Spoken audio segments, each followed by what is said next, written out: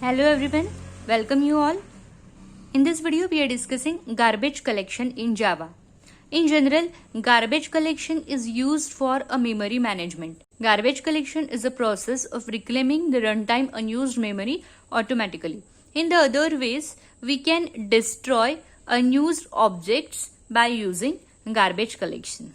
So as we have studied earlier, if you know, C programming provides a free function which is used to deallocate the memory, and in case of C++ it provides a delete function to free the memory. So this is about C and C++, but in Java it is actually performed automatically. That's why we can say that Java provides a better memory management. Garbage collection takes place only if the object is unreferred.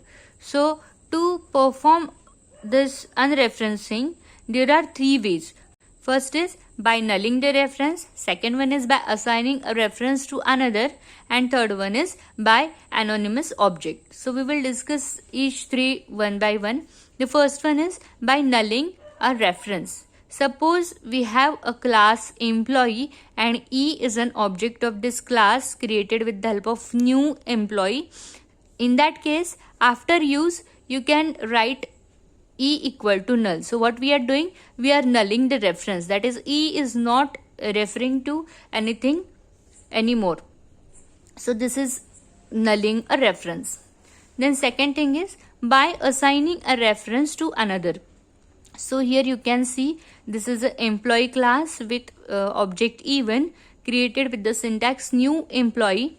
Then second object we have created employee E2 equal to new employee. Now with this syntax E1 equal to E2, the first object referenced by E1 is available for garbage collection, because what we have done, E1 equal to E2. So this is how we can reference an object by assigning a reference to another variable, and third one is by anonymous object, that is by using this syntax new employee. So by doing this, the object is now ready for garbage collection. Now we will discuss what is the finalize method. The finalize method is invoked each time before the object is garbage collected, and the method can be used to perform cleanup processing. The syntax of this method is protected, void, finalize, and whatever statements are there that can be written in this block. Then one method is again there, GC, which stands for garbage collection, and this GC method is used to invoke the garbage collector to perform cleanup processing. And the GC is found in system and runtime classes. The syntax for this method is public static void GC, and here will be the statements that you have to written in this block. Now we will discuss one example of GC method and finalize method. That is how garbage collection actually takes place in Java.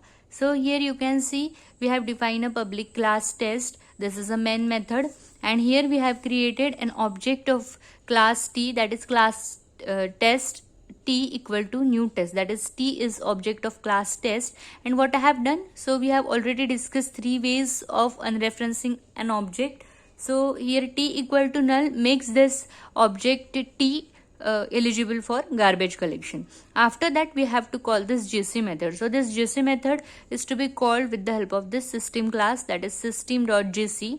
Then before that it will invoke the finalize method. So you can see here this is public void finalize, and you can see the statement here is a garbage collected, and obviously the output of this program will be garbage collected, that is statement given in the finalize method.